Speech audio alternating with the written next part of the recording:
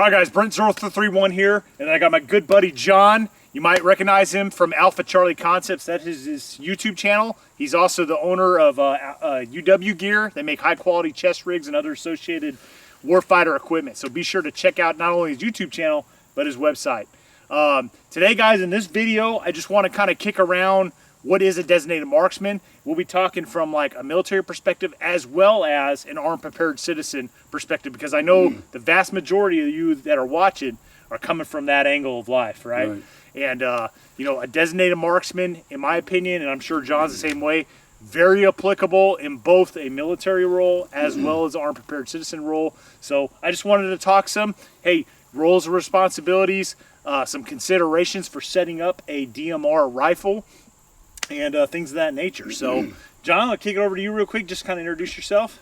Yep. Again, like Brent said, Alpha Charlie Concepts is my YouTube channel. UW Gear is my business. Same names. You can just search either one of them and find it pretty easy. And yeah, the DMR concept is something that I don't think enough people really give thought to.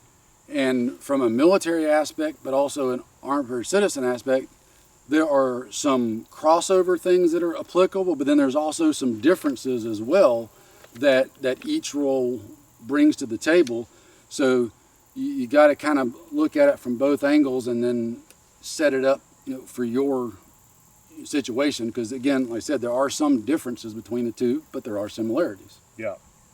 All right. So first, I just want to start this with like, hey, what is a designated marksman? Now, in its most basic terms, your designated marksman is just somebody that you're going to task with essentially target precedence.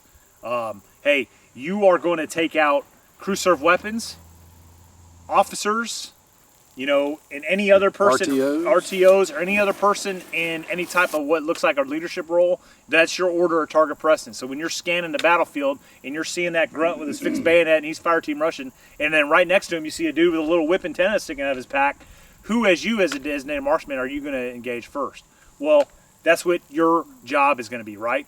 Now, what weapon are you going to be carrying as a designated marksman? We'll talk about that, but in its most basic form, you could have the exact same rifle as a regular rifleman right next to you. You might just be tasked with target priority list, right? Maybe you're the best shooter in your platoon, your company, and you've been tasked with that role, okay? So that's what we're talking about, designated marksman. Now, obviously, we can equip our rifles to be better successful at being in that designated marksman, that DMR role. And that's what we're going to talk about today. So yeah, I mean, and just piggyback on what you said, that the gun doesn't itself always have to be the difference. It's more of the shooter, and like Brent said, who your target priorities are, who you're looking for to engage.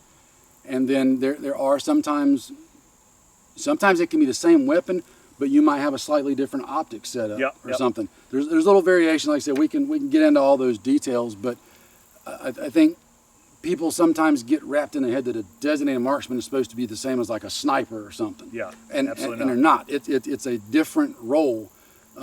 You may be pressed, should the situation require it, into being a counter sniper, because you may be better equipped to eliminate a sniper if you had one that you were taking fire from.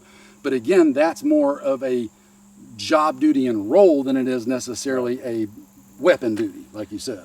Right, you're not going to be taking, so your designated marksman is going to fall within like a fire team or a squad, right? I'll give an historical example. My first deployment to Iraq, we had one designated marksman, maybe two per platoon, okay? Fast forward just 1 year later, 2004, my second deployment in Iraq, we had one designated marksman per squad. And those guys were just equipped with, in an era where everybody had iron sights, those guys had an ACOG on their rifle, right? This is when ACOGs were really first starting to come into the scene. And same exact rifle, just a better optic, and in that case, the only optic for us. Yeah, there wasn't anything else at the time. So, but yeah, they were like the better marksmen, right? They were experts on the rifle range, the KD course. They had a better optic, but the exact same rifle as the regular infantryman. So when you're talking about designated marksman, it could be one guy in a fire team, or if you don't have that many designated marksmen, you could have one guy per squad, or maybe go back to like how it was when I went in Iraq. Hey, one or two designated marksmen per platoon. So that's something to take in consideration. Now, let's kind of fast forward. So we've already discussed, hey, your designated marksman can have just a regular rifle, right? But maybe he has a target priority or target precedence, list. But if we have the capability of outfitting him with a better weapon, right? Whether that's a weapon or an optic, like what are those kind of things that you'd want to think about for that designated rifle, designated marksman rifle?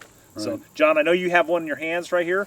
Why don't you talk about that one for us? So, I'll come at it kind of from the armed prepared citizen angle on this, right? If I've got 3 or 4 friends, family, whatever, and we're having to do what we got to do because of bad times, there is some benefit to, if we've all got ARs, maybe having one person with something like this that's just got a 1-to-6 LPVO, low power variable optic, that gives that person the ability to, okay, I can run it on 1X and do general rifle work with it like everybody else that I'm with. But if I need to take a not necessarily longer shot, but a more accurate shot at a given distance, as a DMR, I could crank that up to that 6X, 8X, whatever you've got, and let me be more accurate within the given distance. So it's not always about going further. It can just be about being more accurate and having better sight on. Think of somebody that's behind cover. You can see the cover they're behind, but you can't really see that much more than that. But all of a sudden you zoom in on 6X on them. Oh, look, there's part of his shoulder exposed that I couldn't see with my naked eye, but now I can see it in that 1X, and I can take that more accurate shot and start putting effective rounds on target. The benefit of everybody having the same weapon is that you've got interchangeability of magazines, parts, ammo, all that kind of stuff. So there's that benefit. The downside of that is everything's pretty much the same. You may find yourself in a situation where you need a different caliber for distance, barrier penetration, whatever, and something like a 308 or whatever your flavor of choice may be. The benefits that it gives you the better barrier penetration, better range, etc. But the trade-off is now you've got somebody in your small group, again, armed prepared citizen, that doesn't have magazine and ammo capability. So if they run out of ammo, you can't just toss them a mag. Yep. Whereas switching over to the military side of it, when you've got a couple of squads or fire team or even a platoon, the one guy having the odd caliber gun isn't really a big deal because he's got 6, 7, 8 other guys that can still lay down fire, and in that role he wouldn't even be shooting a lot anyway. The rest of the teams in fire team, squad, platoon, whatever, they're going to be laying down the fire.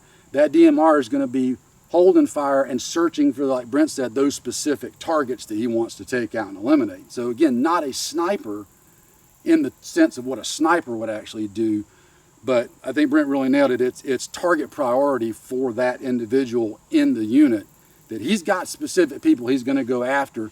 If he can't find any of them, then he'll drop down to just targets of opportunity. But he's not going to be laying down suppressive fire with his DMR gun. Yeah. So I definitely want to hit, when it comes to like a DMR rifle and what you need to take in consideration, like, remember, this designated marksman, like John said earlier, he's not a sniper, right? You're not going to be taking your DMRs and sending them out into the woods for 3 days on their own to go take out some NVA freaking commander. Yeah, gillied up and laying in a hide site for 3 days. This guy, think about him. He is a integrated member of your squad, your fire team, right? He may be fire team rushing with you in an assault, okay? So he needs a weapon that is going to be able to do that, okay? So that when it comes down to like figuring out what rifle your guy is going to be taking, that is an argument to make for, hey, I want my guy with a 5.56, right? It's like if every swinging dick in your team or squad is running a 5.56 rifle, well, maybe your DMR should have that 5.56 rifle too.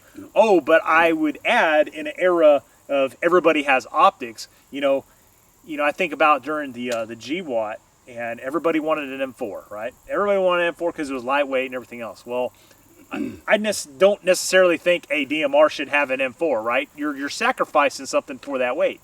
In this case, it's a barrel. Okay, always a trade-off. You're dropping down to that 14.5-inch barrel on that M4. Might be good for CQB and intermediate ranges and stuff.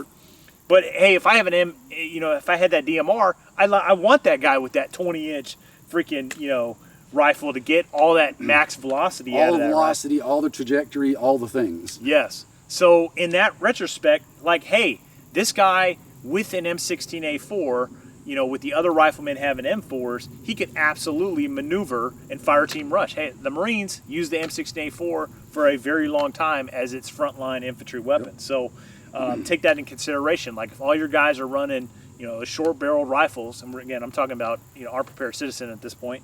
Everybody's running like short barrel rifles or that 14.5 to like 16 inches. Hey, maybe your designated marksman might have a 20-inch barrel. But then you got to take in consideration, like, again, what John was talking about, ammo interchangeability, right? But maybe you're in an AO where you need to reach out and touch somebody, and a 5.56, although great for your average ground pounder, think like the mountains of Afghanistan. We might get engagement from that enemy with a PKM that's sitting there at that 8, 9, maybe even a click out, right? Yep. And think about somebody out in the Midwest United States, yeah. Kansas, where you've got these big open fields just for days. You may have somebody freaking 800, 900,000 yards away that you got to reach on. While 5.56 is great and you can do a lot with it, you've got that taken into consideration. Yeah, so for that case, I don't know. Maybe you want to look at something like, an AR-10 style platform where this one's 7.62 by 51 millimeter. There's a lot of 7.62 by 51 millimeter out there, aka 308. It's out there, right? It's very plentiful, along with 5.56. So an AR-10, maybe if you're in that type of environment, maybe what you want to look at for that designated marksman so that he can reach out there and touch somebody. So I wouldn't be an advocate for everybody being equipped in the squad with a 7.62 by 51, right? We're more in that intermediate cartridge era, and just honestly, I think the talk about 5.56 being underperforming and stuff, I think is bullshit. There's so much precedent out there on its effectiveness, and it's a little taken out of context too. Oh, 100%. People, 100%. So the common thing I hear is like, oh, America lost Vietnam. America was not in Vietnam in 1975 when the South Vietnamese army collapsed, right? America left Vietnam 2 years prior. And by the way, we won every single freaking engagement we ever got into, okay? The United States military was vastly superior to the NVA and Viet Cong while in Southeast Asia, all right? You don't believe me? Go look. Tell me what battle the U.S. lost. I'll tell you firsthand, because my uncle was responsible for getting rid of a lot of those little commies over there. And in the role that he had a choice. He could use, at the time, they switched to CAR-15s when the XM-177s first come out. They could either use that, or he could have used an AK with what he was doing. And I've asked him before, which one did you prefer? And he said, hands down, the CAR-15. Because he could carry the same amount of ammo for less weight, with the same weight, right, more ammo, and he never had a problem dropping them as long as he did his part as a marksman. And I think that's the context point that when people talk about, 5.56 not working good. Well, a lot of times that comes down to bad marksmanship, because the way the military and other entities catalog that stuff is they just catalog hits on target. Well, a hit through the arm, while it's gonna freaking hurt like all get out, doesn't necessarily take the guy out of the fight. He can still keep shooting, but it counts as a hit. And then they were the enemy got shot and it didn't stop him. So the 5.56 was ineffective at stopping the enemy. Well, no, upper thoracic cavity and cranial hits have always been effective with 5.56. Well, I mean, I think the biggest case in point evidence there is like, what did the Soviets do when they saw, combat reports out of Vietnam? Well, they developed the 5.45, right? Specifically because of our 5.56. Right. So, there you go. And then again, they use the same argument about Afghanistan. Oh, America lost in Afghanistan. Oh, really? Like, how many U.S. troops are on the ground conducting combat operations when Afghanistan fell? Right. Obviously, we had to send guys in there to extract, and that's a whole different conversation. But in terms of combat performance on the ground, again, we kicked the shit out of the Taliban the whole time we were there. So, God, that's just a whole nother rabbit We hole. can get down them rabbit holes all day long. we actually had that conversation before we started the video. Yeah. We could freaking go down these rabbit holes and like, y'all be here till dinner time. Okay. So with that being said, guys, before we went down a rabbit hole, hey, you know, a full power rifle cartridge like, you know, 7.62 by 51 millimeter, 308, like, hey, fantastic caliber. And if you were in the AO that is suitable for that, and you want to reach out and touch a little bit further than a 5.56 can, absolutely you can. You know, something to take into consideration. And for my choice, I like either 5.56 or 308. Going back to something Brent said earlier, 308 is one of those rounds that's just ridiculously common in the U.S. It's commonly used for hunting all across the country. It's a known effective round. It's been a military caliber forever. It's almost as ubiquitous as far as availability as 5.56 is. I also like, if you're going to use a 308, and I know this is going to, like, I can hear the keyboards clicking already. There are so many variations on 308 ARs out there. Because, like, for whatever reason, none of the companies have ever been able to really standardize on one particular pattern, other than here lately it seems like most of them have went to the pattern that takes 308 PMags and related metal mags. But there gets a lot of hate for unreliability. In the early days, yeah, there were a lot of companies that ended up having issues because they were trying to get it all dialed in, scaling up and scaling down, and not necessarily following the original AR-10, you know, design parameters. But I think here in recent years, quite honestly, most of the companies, be it DPMS, PSA, of course you get your expensive ones like Knights and some of your other higher end ones, they've got these guys pretty well dialed in. And if you look at most of the actual sniper competitions up at it's either at Fort Benning or Fort Bragg and a couple other places in recent years, pretty much every year the winners are using 308 ARs of some flavor. The benefit that I like of that is if you're already familiar with the AR platform as far as mag change, safety manipulation, charging, malfunction clears, all those same things carry over to that gun. All your controls are the same, it's just a bigger platform, and I think there's a lot of benefit in that, just as far as, you know, being familiar with that system and not having to learn something entirely new. I think the AR-10s, they just, you know, they kind of follow the same, what's the word I'm looking for? The same thing with the M16, right? So it's like when M16s were first introduced in Vietnam, they had the XM16E1, right? And that is the one that had all the issues that was jamming up and everything else. Well, they fixed that pretty quick with the M16A1.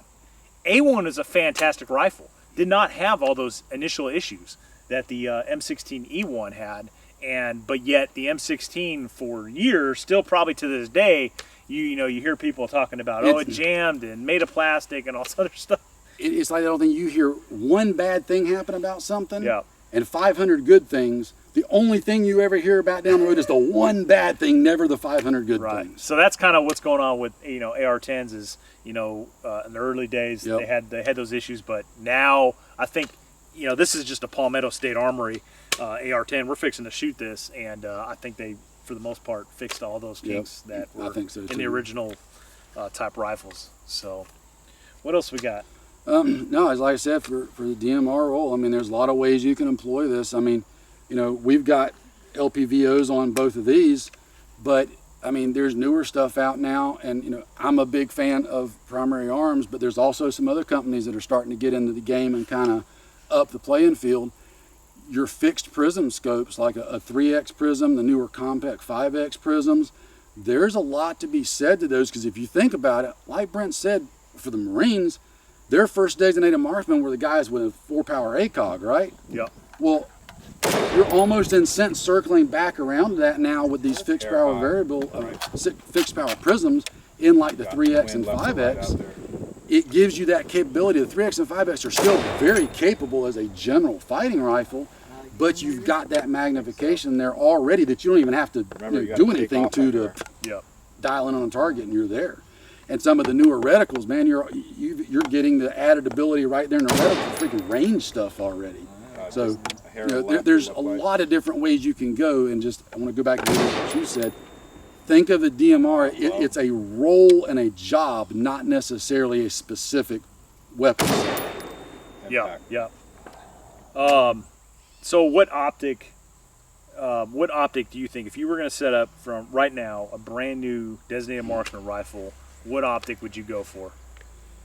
So that's going to be, I'll answer it from me in my area, my terrain, my situation, how many people I think I would have with me, etc. I would probably go with one of two things. Either what I actually already have, a 1-6 from Primary Arms, or one of their new 5X micro prisms. That would probably be the two choices I would go with for context of unprepared citizen in this kind of rural environment. If I was in that same role but say more of a urban suburb environment, I would probably either go with the 3X prism or this, simply because your distances, you may be house to house type distances, or you might have a window 2 blocks away. Yeah. So those would be what I would pick. If I was in a military context, I might want something more like a 2.5 to 10 scope, right? That way it gives me a little bit greater target ID capability with more magnification. I get that built-in extra accuracy at the given engagement distances, because I've got teammates that are laying down fire and cranking down on the 2.5. Even with that, I could still participate in a fire team rush, an assault, whatever, because the 2.5 is still perfectly capable up close. So that would be, for those two separate roles, that would kind of be what I'd do. So for me, I think in today's modern era, I think a low power variable, probably between 1 to 6 and no more than 1 to 8, yeah, is my recommendation. These 1 to 10s that are out there, I don't think that's really necessary. Not on these 5.56 guns. I have both, and I really don't find the 1 to 10 doing anything better than a 1 to 8 does, but it's a little bit bigger and heavier, but it's not really giving me anything for that extra size and weight. I agree. 1 to 8 is as high as I would go, and there are some really good 1 to 8s. I mean, heck, I'm pimping on Primary Arms again, but the new compact 1 to 8 LPVO that they've got, it's on the higher end of their price scale, and I haven't gotten one yet, and don't really see myself getting one. That's what I got right here. So there you go. So and the reason, I know some people watching this might be saying like, hey, why wouldn't you want that, 1 to 10 so that you can get all the way out to 10? I'm telling you guys, like, I've been out in the desert in Nevada shooting with Dimitri and stuff, and when you're trying to scan and find those targets, even if you see it with your naked eye, you bring your rifle up, and if you're all the way magnified to 10x, it's going to take a minute to locate that target. Your field of view just... Yeah. Because you're like looking through essentially like a fisheye, right? Your vision's so narrowed, whereas if it's backed up just a little bit, like 8x or 6x, you have a wider field and you're better able to identify that target. Again, think integrated member of a fire team or squad trying to engage targets, as opposed to a sniper sitting in a hide somewhere where you have all damn day to You got all day, and you're like freaking using, like 14, 16, 20x magnification because you're trying to put it through one eye socket or something. That's not what a DMR is doing. Right. So, yeah, so that would be my recommendation, guys. If you're going to set up a Designated Marksman rifle, first and foremost, caliber, I think you should either look at 5.56 or a 7.62 by 51. Definitely an AR platform for guys here, aren't prepared citizens here in the States, because ARs are the most common. And like John said, hey, if you go down and your buddy needs to pick up your rifle, even if you never fired it before, hey, if you know how to operate an AR-15, you freaking know how to operate this. Yep. The manual arm is exactly the same. And then on that rifle, I think for a Designated Marksman, a low power variable is the way to go. You can manipulate it to 1 power if you do got to get CQB and or closer range engagements, and you can reach out there, increase that magnification for those harder shots that are farther out and get more positive ID. But that's in my opinion the way you want to go. Oh, and by the way, have a freaking barrel that can max out the velocity of that caliber round, whatever it is you're shooting.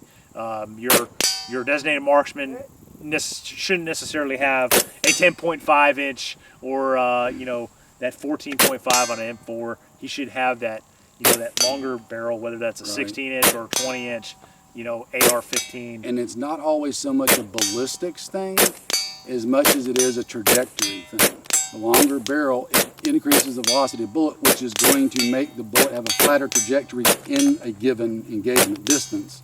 And it makes it easier to make those shots because you don't have as much holdover and stuff to worry about. Yeah. I guess one thing I want to also talk about, you hit reticles. Yeah. Hey, John and I are both big proponents, ACSS, Advanced Combined Sighting System. We both know Dimitri, who created that. Yep. His reticle, in my opinion, is unbelievably fantastic. Why? Because you have the capability of essentially auto-ranging individuals, right? It has multiple methods for estimating your range to your target, i.e. either by height or cross-section, shoulder to shoulder. Sometimes there's dots in there that are calibrated for the sides of people's heads. It gives you multiple options to estimate range. Dimitri told me many times that like the #1 reason for missed shot, or the top 2 reasons anyways, were incorrect range estimation and wind calls. Yep. So the ACSS generally has capabilities of wind holds as well as estimating range of a given target. And again, you're not a sniper, so you don't need to do mil calculations and all this other crazy math to figure out where you need to hold. It's all built into the reticle for you. And hey, whether you hit them right here or here, it doesn't fucking matter. No. Anywhere in here, dude's having a bad day, like really bad day. And the ability to do that through the optic, you don't ever have to come out from behind the optic to do that range and make that shot. And with the built-in holdovers, the dude's 200 yards away. Okay, I go to this mark, boom, I'm on him. I've already fired before you've even had a chance to get your calculator out of your pocket. Yeah. Of course, the smart guys that can do it all in their head, that ain't me, because me and math, if it ain't more than 2 + 2, we have issues. But I was almost a Marine in that regard. Additional camouflage or anything like that, again, your designated marksman is not a sniper, okay? So don't have a guy integrated in your fire team or squad that is literally running around with a ghillie suit on. Like, he's not a sniper, right? He should look like, when the enemy is scoping your guys out from afar, if they are given that opportunity, they shouldn't be able to differentiate right off the bat anyways. Oh, that's a designated marksman.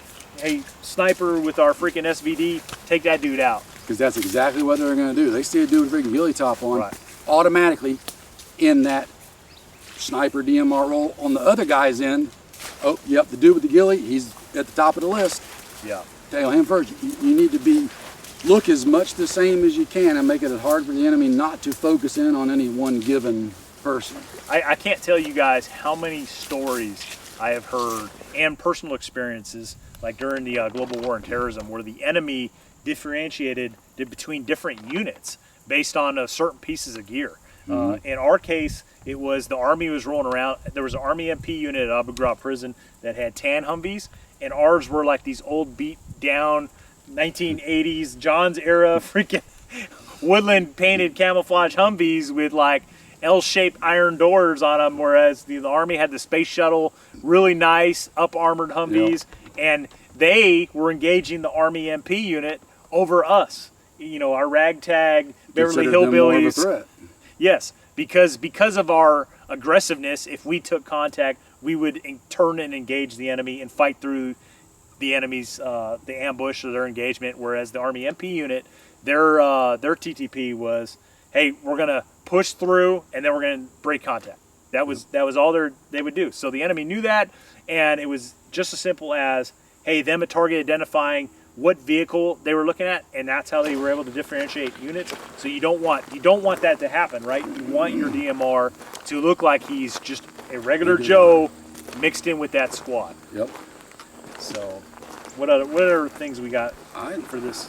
I think that's about covered it. Again, I would just reiterate, keep in mind the differences between a military role and an armed citizen role. Like I said at the start, there are some overlaps, but there are also some differences. So, set it up for how you need it to be set up in your situation, your area, and go from there. just because you see even what, you know, Brent and I have got are using, it doesn't necessarily mean that you need to copy what we're doing or any other, you know, the big fancy YouTube superstars that are way above our league. But I mean, heck, you're above mine.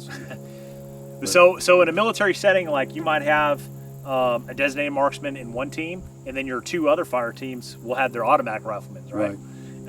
But in a civilian setting, like, hey, the world is your oyster. Like, come up with whatever suits your AO, right? Maybe that's, you know, saws aren't very applicable on the civilian side because you don't have access to them. Right. But maybe that's your ARRPK, or as John likes to call them, those aerial denial weapon setups in one fire team, and then you have two designated marksmen in the other fire teams, or however you want to set that up, or vice versa. So yeah, you know, things like that will be depending on how many people do you even have. Yeah. You know, like if it was just the two of us, you know, we probably might even both of us be set up fairly the same, simply because, again, going back to the abilities of an LPVO, we can run it on 1X, and if we're, you know, freaking breast smelling distance in these thick woods, great. If we step out into a more open area where you've got an LDA or something, then we've got either one of us that capability of going to that 6X, because there's only two of us, and it might be one or the other of us. We both might need to be doing it. So it can vary, guys. Again, it's a role, not necessarily a tool. So think about that and what all you've got for your situation outside of military context. The military is going to set it up how they want to anyway. You'll just get told, okay, you're the best shot in the platoon. You're the DMR. Here's a DMR gun. That's all I got. All right, guys. Well, that completes our discussion here. So if you guys got some comments, be sure to put them in the comment section. Like and subscribe to the channel. Be sure to check out John's channel, Alpha Charlie Concept, as well as his UW Gear channel, and then his webpage for his actual business. So thanks for watching, guys.